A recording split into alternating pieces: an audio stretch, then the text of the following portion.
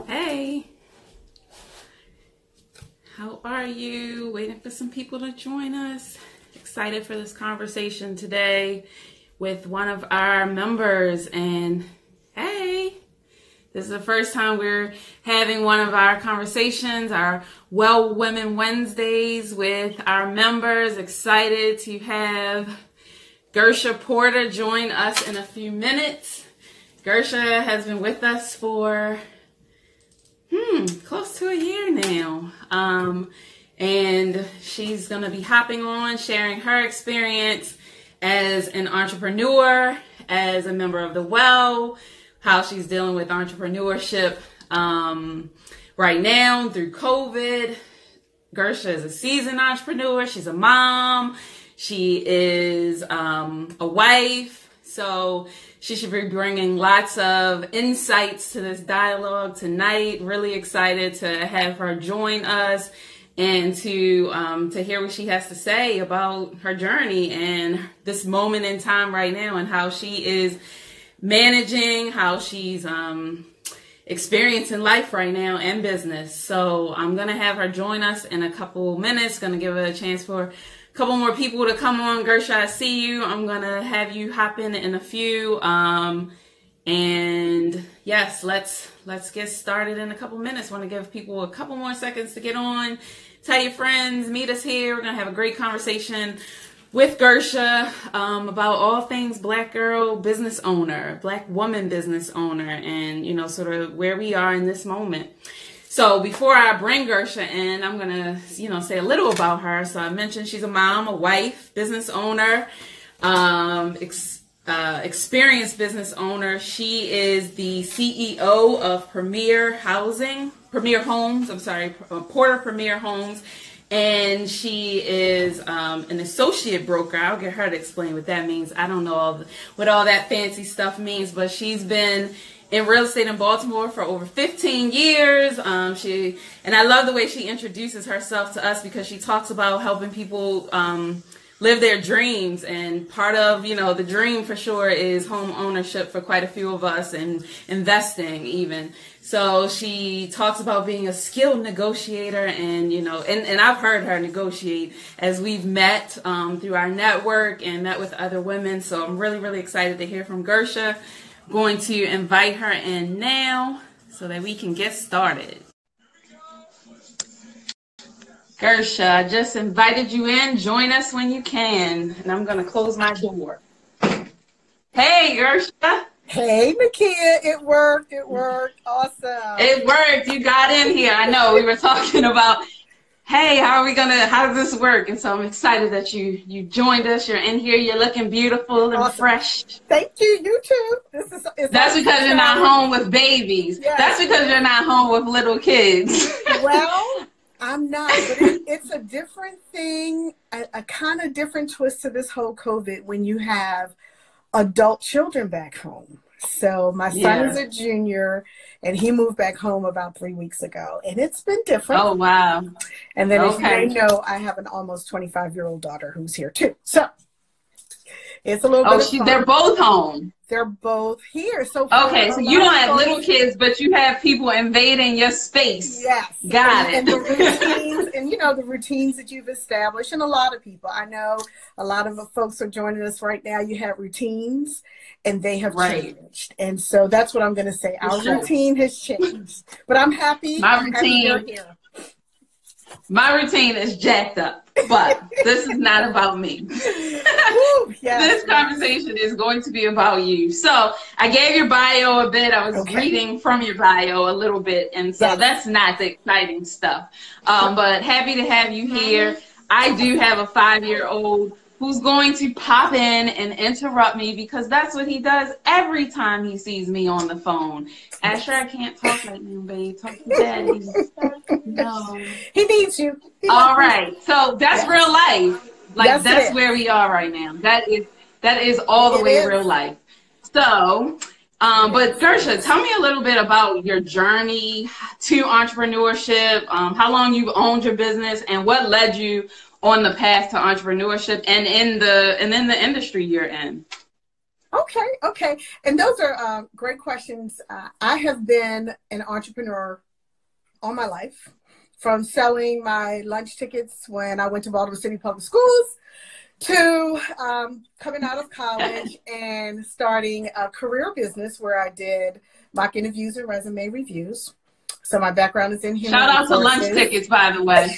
Lunch tickets, Baltimore City Public Schools.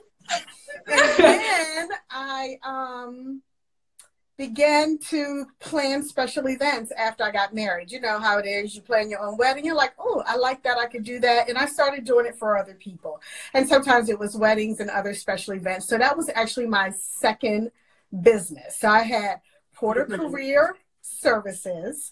I had Porter Event Planning. And now I have Porter Premier Homes. So I ended up coming to the real estate world, or the real estate business, because I was a full-time businesswoman in corporate America working in human resources for many years. And after my son was born, my husband 2 years later decided to go back to law school at night and work full-time during the day. And I said, you didn't want to be home with that baby. Got it. I said, somebody, these children got to know somebody. So we put a plan together for me to leave corporate America and be a stay-at-home mom. Well, anybody who knew me thought that was hilarious.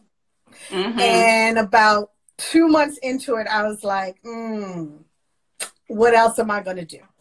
So a girlfriend and I started selling theme parties in a box, which was what we thought would be great because we had a lot of friends that were moms. And I did really well with that.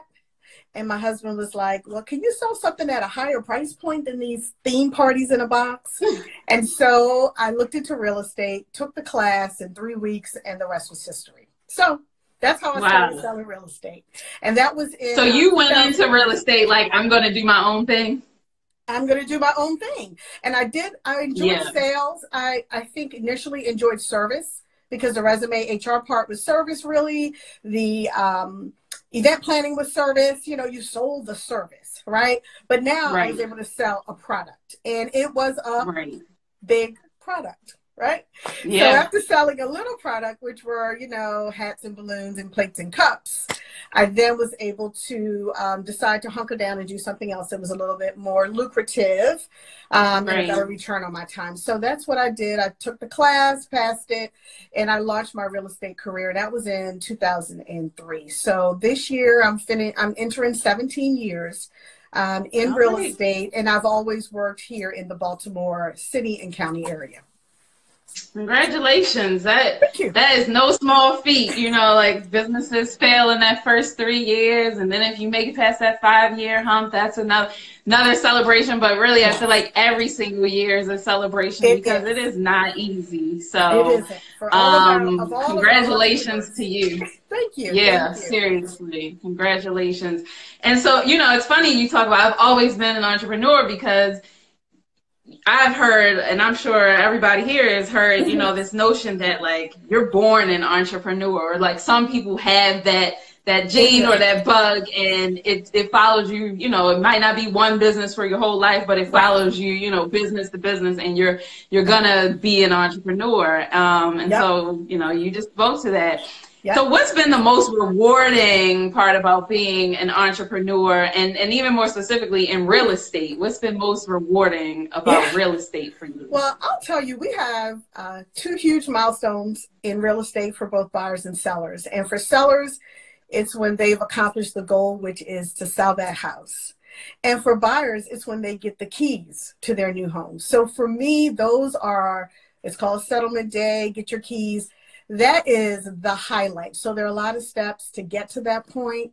But for me, that is the highlight of this career, is helping those sellers achieve their goals and helping the buyers get their keys.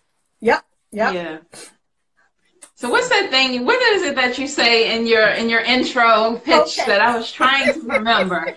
But yeah, like introduce yourself to us again because your pitch is so good. So what I'll say to our listeners is, as part of the Well, we have an opportunity to introduce ourselves at all of our meetups, which are quarterly. And we have to stand up and tell our fellow Well sisters who we are or what we do. So this is what I say, and I will take all the credit, but I did get some training to be able to do this. So I eliminate confusion for buyers and sellers by giving them key resources to unlock lots of information and the different resources they need to buy their dream home or sell their property. And you can find your dream home at porterpremierhomes.com. So pretty. So that's what I was trained. And I'll tell you, one of the things to be an entrepreneur, you need a lot of help. You get a lot of resources from different people. And I actually took part in a 4-hour class to come up with that verbal business card. So thanks to the well, Nice. by the way, Nakia, you may not know that.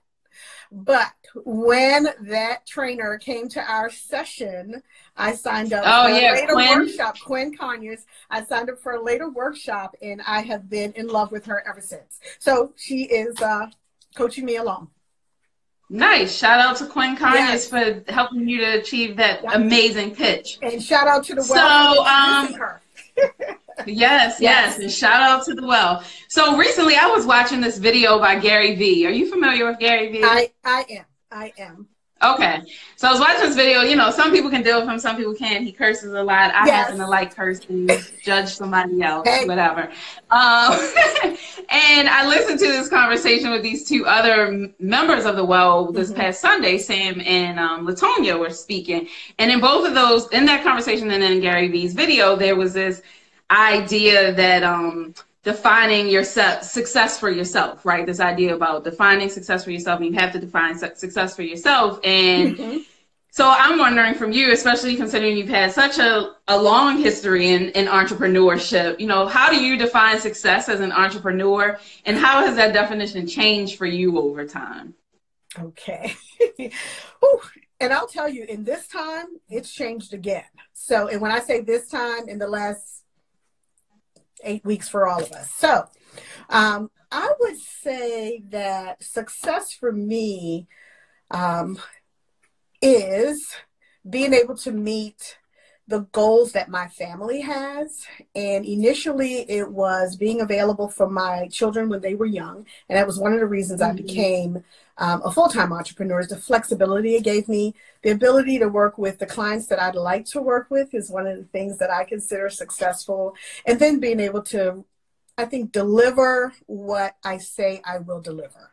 So that was initially success for me. The only piece that's really kind of shifted now, because my children are adults navigating life themselves, is it's focused more on me and my husband, right? So I think right now success for me is being able to right now continue to work with the kind of clients that I'd like to work with in the areas that I'd like to work with, and being able to secure some significant financial success that lets me do the things that we want to do now, right? So that's about, I think that sums it up. And I'll tell you, many people have probably been reflecting over the last 7-8 weeks just about what is success, what is life all about. And now that I've been able to look at this period of time and kind of figure out what's success, for me, it's been just like today when I called a past client, them being happy to hear my voice, which meant they still kind of like me. So being able to know that you're still valued, you are still liked by your previous clients, to me, that's success. That really is. Yeah, that's huge. That's huge. I've saying, like you said, we're all like sort of redefining or thinking about it a lot right now. And I know I've had those moments recently too. And, you know, honestly, for me, like being able to feel grateful feels like success, because for any of us who struggled with like being grateful, or like knowing you wanted to feel grateful, but like not feeling it, or feeling content about where you are, wanting to feel it, but not feeling it, you know, is to get to a place where you do is really relieving, and you know, it's a real successful moment. So yes, I agree with, you know, we all are sort of like dealing with like defining it and redefining it, and I think you continue to throughout your life at different phases of life. Absolutely. So there are always a lot of people deciding, sort of whether they're going to start a business. We think about things like industry saturation, and, you're certainly in an industry where there's no shortage of realtors or brokers. So how do you stand out in your field? Like what makes you remain confident in that space, knowing that there's many others who are doing the same thing you're doing? Well, that is an awesome question. I would say when I think back to the first client I ever had and I listed their home, the first transaction I had was a sale. It was my children's daycare parents. They knew I didn't know how to sell a house, but they trusted me. They knew me in my other professional capacity, and that really catapulted how I was able to continue to work. It was people that knew me, liked me, and trusted me. And then they had enough confidence that I was going to figure it out, the whole real estate part. So right now, I would say that although there are over 10,000 agents in the state of Maryland, we all essentially do the same thing, which is to help homeowners sell and buyers buy. We do it in very different ways. And I love to say that one of the things I value, and I think that my clients value, is my level of communication. So hearing from me by phone, hearing from me by text, hearing from me by email throughout a transaction, I think is like super important. And I think that helps to kind of set me apart from some other realtors. I do. Yeah. Yep. So you focus on the people that know, love, and want to refer you, huh? And I do. And I'm going to tell you, when I looked at my business last year, and I do it every year, my client base is 90% referrals. So people who have either been current or past clients, or they've referred their family or friends to me. And then I also participate in home buyer seminars that are sponsored by some of our housing counseling agencies. We don't even get to get people's names and email addresses. All we do is stand there and talk about the process. They then follow up with us. So it is always exciting for me when a participant from one of those workshops called me, because clearly there was something about my presentation that made them want to work with me. So I'm always excited about that too. So let's talk that family and friends thing. A lot of us, when we start businesses, people have their family and friends at the top of the list. They're going to help me get to stardom or like reach this next level of success, and are often disenfranchised by that notion and saddened or discouraged, because they're like, well, if my family didn't want to buy it from, nobody's going to want it, or, sort of that's a mindset. So what's your experience been like as an entrepreneur and that whole family and friends thing? And I'll tell you, it has happened with family and with friends that they chose to use another realtor to help them buy or sell. But as a business person, and, happen to be an entrepreneur, but we're all business people, you want to continue to move forward, love on those who love on you, support those who support you. I think business is a reciprocal, and that's one of the things that I love about the Well. It is such a reciprocal organization. So a lot of us as entrepreneurs feel that if I support you, you're going to do just the whatever you can to support me. So I have had to just stay focused and steadfast that you're going to be successful in your business, and everybody can't be your customer. Everybody can't be your client. And so, you get a little in your feelings, and I have. I can't believe they bought that house without me. I have. Yeah. But then you just move, you just continue to move forward, because if you stay back there with that anger and that attitude and that in your feelings, you'll never get the next buyer and the next seller. So I think that a lot of entrepreneurs will come across that that part of their business journey where you find out that that friend didn't support me or that family member didn't. Don't let them hold you back. Keep moving forward. Just keep moving forward. Great advice, for sure. I thankfully got to learn that really early in the business. I'm a serial entrepreneur too, and you can't take it personally.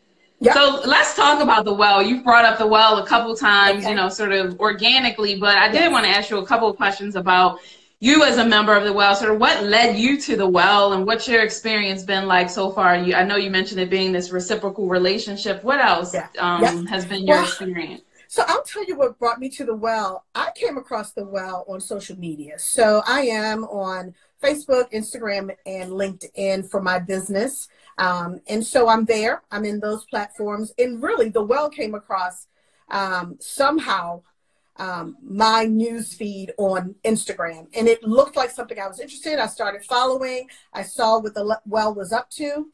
And then when there was an opportunity to come to a mixer, I decided to go. And so it's one thing to meet people virtually like we're doing today, whether this was COVID-19 or not. You may have still met us through video, but to have the opportunity to go in person, and I did. I love the energy. I love just everybody was positive. We had a chance to break out and meet people we had met before the big program. And so it was super organized. I'm just going to say a whole bunch of beautiful women in one room. That was just amazing as well. And then everyone was just so open. So I'm in, ain't no secret, I'm 54 years old. And there are so many young women in the Well, and they are like super positive and super confident. And I just loved being around all of that. And so I loved the initial networking event. I heard how the program unfolds once you become a member, and I signed up the next day or maybe that night. Yeah, I think you signed up that night. I think so. No. I think so.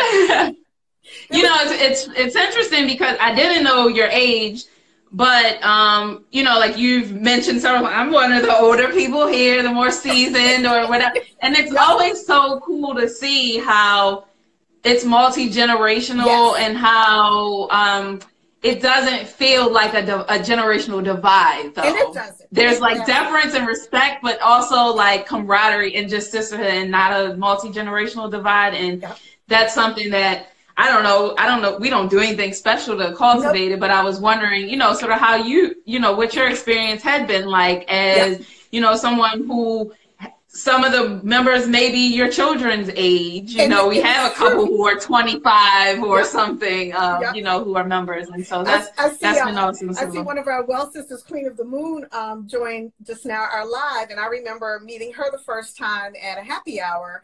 And when she talked about college, and then I talked about college, and she talked about sports, and I talked about sports. And I realized that my daughter was in school when she was in school. And so, I'm talking to somebody who probably, clearly could be my daughter. So but it doesn't, all of that, the knowledge, the experience, and she's been doing so many great things with her business that I just clap, I just applaud. I love it all. I do. Well, we love having you there. We do. We love the perspective. So, my next question was really what keeps you coming back, but I feel like you really answered that. But if there's something you want to add to, like, what keeps you coming back? And I'll add this because everybody's in a different industry, and I have had I am a forever student. I love personal development. I love professional development. I take advantage of as much as I can. And right now I've been doing a lot of online trainings and seminars. One of the pieces that I thought was super valuable to me, and it happened to be your facilitation, was the strategic planning that we embarked upon at the end of last year. And so when we sit around and it was the top of this year, Gersha. This year has felt so long. I know, because it's like May. But when we worked on that, it was interesting because in the pod, we have, and that's our small group, we have business women that have different businesses. And so when you hear one person's plan for the year and you figure out, oh, well, that might work for me as well. I really, really valued that exercise. I really did. And so I'm going to say participating in that one, walking away, there was some pre-work that was required to be done, and you have to sit and you think about your business and where you'd like it to go and what might be some of your major goals for the year. I think that that was one of the bigger impacts for me as being a part of the Well and one of the structured activities that we had. So I'm missing us not being in person, but I really appreciate you, Nakia, and all the tech folks on the behind who are allowing us to continue to meet each other online, to have quick conversations. We've had quick happy hours. We've had virtual lunches. And so we still feel like we're together. Right. No, shout out to them too, because they're on here, Brand Experience Crew, because they have, definitely been our stealth ninjas with helping us move forward virtually. So how has, the support been through the well for you in terms of your business in this uncertain time? So you talked a little about like we're meeting virtually. What's been like the most important thing in this time for you in terms of support? I'll tell you, the most important thing for me has been my accountability partner. So for those of you that are listening, one of the key components of the well is we get an accountability partner. So I have had the same accountability partner since I joined the well, and she happens to be a tax accountant. So I'm getting some extra perks because we have scheduled calls every other week. And before it was about business and her business and my business. And now she is a wealth of knowledge, whether it's what she's posting, and I'm going to shout it out, Watts Biz Solutions. It's whatever she might be posting on Instagram, the emails that she's sending to her clients, the in-person workshops that she held before we were in the current situation we're in. And so on Instagram, the emails that she's sending to her clients, the in-person workshops that she held before we were in the current situation we're in. And so I have somebody who is in a completely different business arena than I'm in, and it's so much value, but we keep each other on point. We're at different stages of life. She has small children, I have big children, so we do a little of the personal stuff, but we absolutely support each other. I've run a few things by her where she's like, girl, you need to go ahead.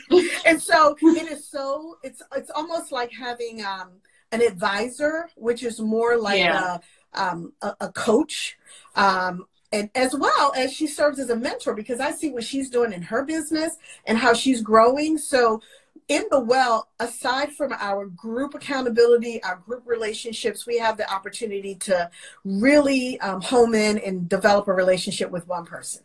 So I've been glad with my accountability partner. Yeah, that's awesome. And that's another multi-generational bond, right? Yes, it is. And she's new. She's younger in business as well. Yes. But you spoke to mentorship, and that's so important. And it warms my heart, because when thinking about and formulating what the well would be and what it would look like, a big part of that was, and I say it a lot, but I don't dive in that deep about it, but like the answer's in the room. And so when you talk about hearing the things she's doing, and she's mentoring and coaching you, it's not always about us. And I think particularly for us, black people, because we have been so oppressed and challenged in, our intellectual abilities and our greatness, that we are often looking outside of ourselves and past our community for expertise and for success. And so to know that success can be my peer, and my peer can be younger than me, my peer can be older, my peer can be less experienced, but I can be mentored by my peer, because just because you might have less experience in life than me doesn't mean you haven't had more experience in something else or more expertise. And so I really appreciate you sharing about your accountability partner. Yes. Because that's huge. That's huge. She's awesome. And she's great. She's so connected and stays so plugged in that she's a great accountability partner to have, because she definitely stays plugged in. I lucked up with her. I did. Yes, you did. Yes, you did. She will definitely make sure you have all the details, because she doesn't miss a beat. Not at all. Not at all. So, let's talk about the elephant in the room. No pun intended, Soror. But the elephant in the room being COVID-19 right now, right? And how, so how has that impacted your business and your industry? How are you doing? Well, I am doing okay. As a real estate professional, a lot of us already had offices at home. I call mine the profit room. So we were set up. Ooh, I like that. Home. Yeah, the profit room. So we were set up to work from home. Many of us. Many of us had the tools. We use technology to write contracts. We use technology to sign contracts. And so all of that kind of stuff was already in place. Where the challenge has come is to, because I began working with 3 sets of new buyers in the last 6 weeks or so during COVID-19. So what has happened during this period of time is your initial consultation is on Zoom, and I did a lot of those on Zoom as well. So you meet with the person on Zoom, and so the first time they really see you is when you're out to look at a home. And then everybody's already down with the procedure. So they already know about the mask. They already know about the gloves. My job is to make sure that the door is open.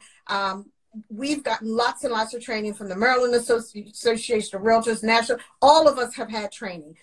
You're on different floors than they're on. It doesn't really slow us down. It really hasn't slowed the process down. Now when we're finishing a house, they go to their car, I go to my car, we talk.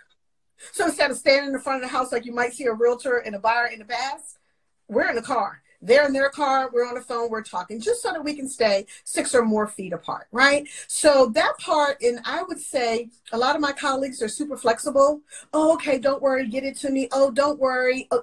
So everybody is just trying to move the process along. We're excited because real estate is essential. So we get to continue to work. Right. We just needed to find out how we can maneuver in this particular environment. So there are some changes that are happening. I had a call yesterday from one of my major lender partners about one of the grant programs that is actually penalizing the lender if the buyer defaults. So as a result of that, they don't want to offer it anymore. So they were able to back up and re-qualify my client to be approved for something else.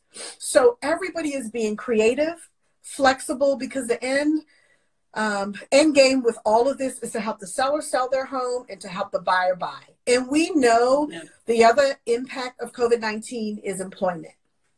So there are buyers and sellers, because some sellers plan to sell so they can buy again.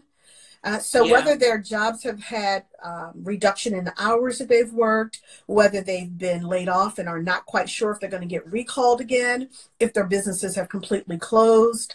And then there are just some buyers and sellers who just want to hold on to their liquid assets. They want to hold on to their cash because they don't really know. None of us know what's about to happen in another month or two. So that kind of, those things have impacted the way we work. But I'll tell you, and I keep looking to the right, that's my whiteboard with, all my people on there. I have 11 buyers in some stage of pre-approval. Wow. People are home. People have time to submit their information to the lender. People have time to understand, oh, I need to do a little bit of work on my credit, and this is the time to do it. And so we've been able to, I think as an industry, a lot of us who aren't just getting all freaked out about what's going on in the news can continue to just move our business forward. I'm cleaning up my database. I mean, there's work to be done. There is. Yeah, absolutely. In every industry, a lot of that time you have to deal with some of those systems that were a hot mess that, sort of you just hopped on one leg and kept it moving because life was moving so fast. It's definitely a great time to work on those. Absolutely. So what about you? What are you doing to stay sane, productive, and purposeful at this time? Oh, a couple of things. I'm going to bed later because I've started watching The Wire again. So I'm on season 2. Okay, binge watching shows. Check. I am binge watching shows because I was never much of a TV watcher because there was always something to do. So for me, that's my veg time.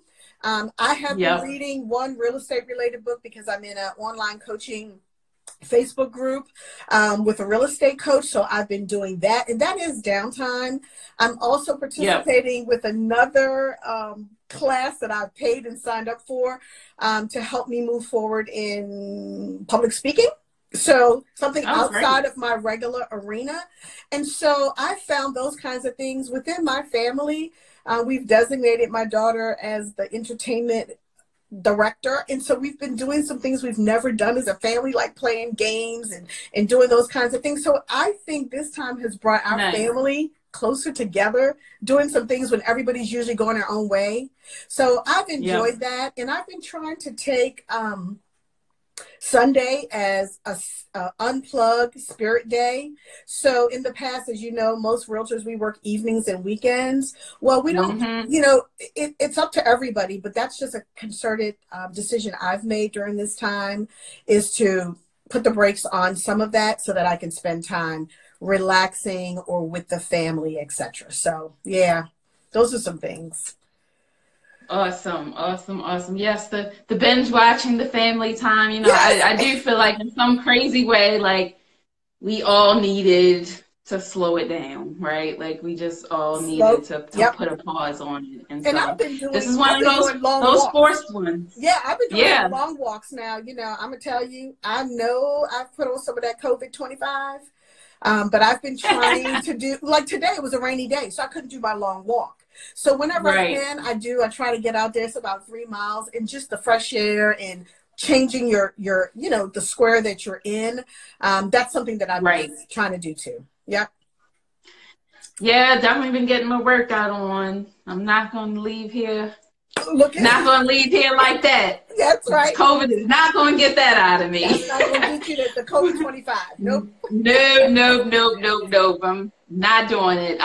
So, sort of, and we'll wrap up in the next couple of minutes, but what advice do you have for someone, specifically a Black woman, considering starting a business of her own, and how should she prepare herself for that journey? So, a lot of people are interested in sort of like the how you got there, right? Like, did you just leave? Did you tiptoe in? Should I keep my job? All of that. What would you say is, sort of Mama Gersha? Because I will say, most of our following is between 25 and 35 years old. And then the second largest group is between like 35 and 44, or it might be the reverse, but in those two ranges. And so what would you say, how would you give advice to someone, and it doesn't have to be a younger woman, but to someone considering it?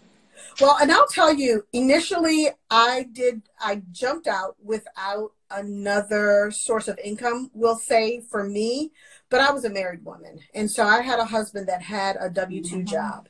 And we also, for a year, worked to pay our bills down.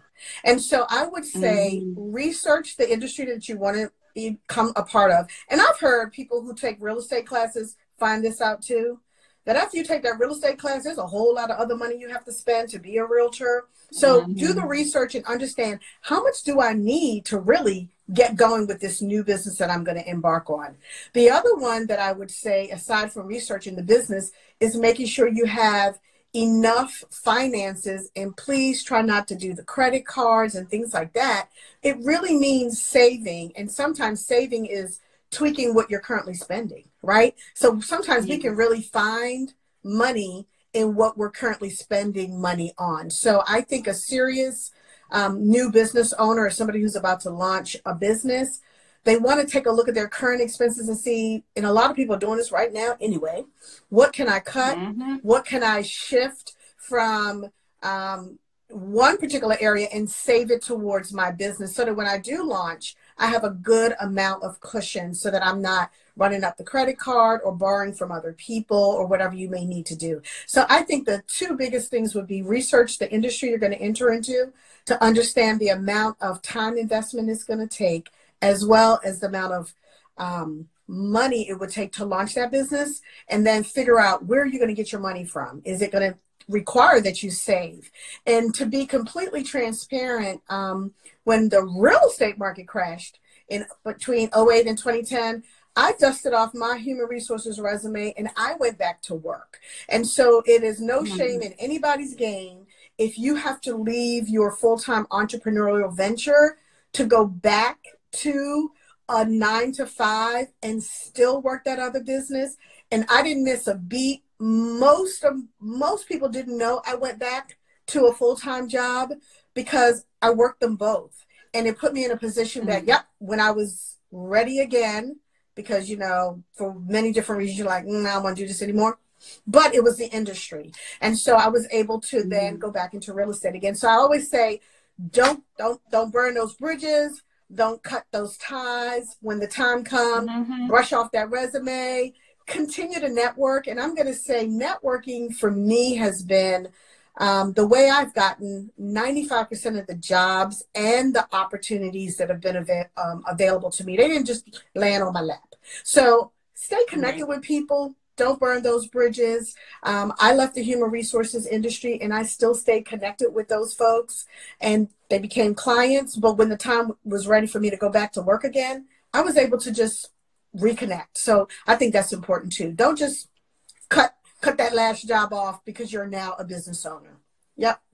Yeah, absolutely. I mean, I think that is huge. That was one of my biggest lessons for me when I started my business, was how much those relationships and the work that I had done mattered in starting the new business I was doing, because it meant that people trusted me. They understood my work ethic. They understood the quality of my work, and they were much more willing to, and I mean, obviously you jumped into a whole nother industry and I, stayed in a similar industry, but they were willing to be a referral base and to say, hey, come here, we've got this going on. And I think, a lot of times when you want to go do that other thing, or you have the plans for the other thing, you start to be like poo-poo the thing you're doing, and sort of bridges can be burned. And in this time and in this season where there's a lot of uncertainty, a lot of jobs have already been lost. Our community will be dramatically impacted, disproportionately impacted by the job loss. Absolutely. Piece of it. And Black women start businesses more than any other group out of necessity, meaning lost opportunity or underemployment,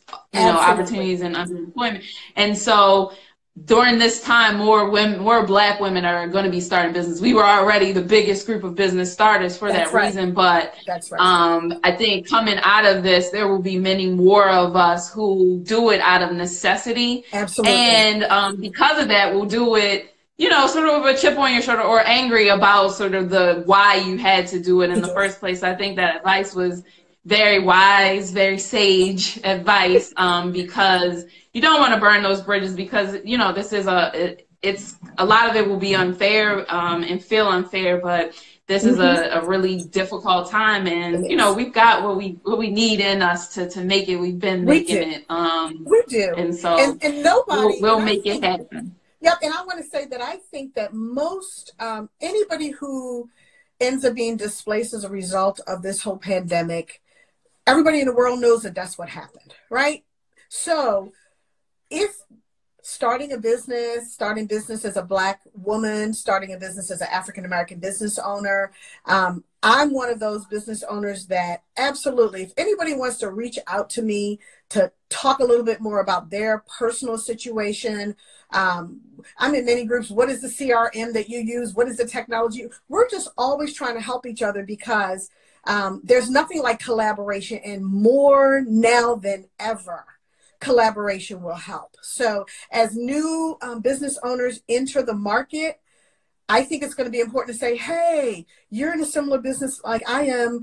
Would you be willing to help me? Just ask. You may ask 3 before somebody says, sure, I have this thing that I needed to do. Would you be interested in coming on board? And so I think that because we're all aware of the far-reaching impact of this pandemic, that more and more business owners will be open to sharing with you, maybe mentoring you, coaching you. So reach out. I'm one of those people. I see we get a lot of mentoring and coaching at the Well as well. So if there is anything that I might be able to do, I tell folks, they call me all the time. I'm like, okay, go on my LinkedIn page. Who do you need to know? Right? So it's as simple as that.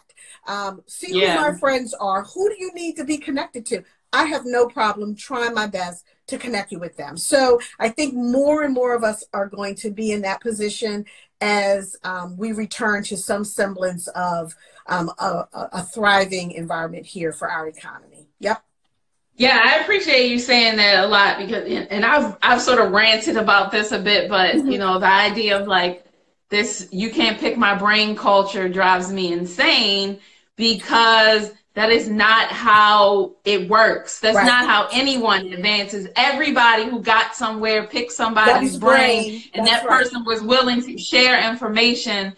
And if we cannot get past this mentality of lack, yes, because that's all that is. That's a lack mentality, that if I tell you something, you take something that I have, and or you go do something better than I'm doing, and you take something away from me, and there is no lack. You know, I think I said it in our message this week about, you know, we saw how the government went and created more money, all this money that, you know, needed to be given away, and that's how there is no lack, you know. And so if we can take that spirit of no lack and the need to collaborate and be willing to allow people to pick our brains, you know, and then there's a difference between being available and being taken advantage of, and you know the difference.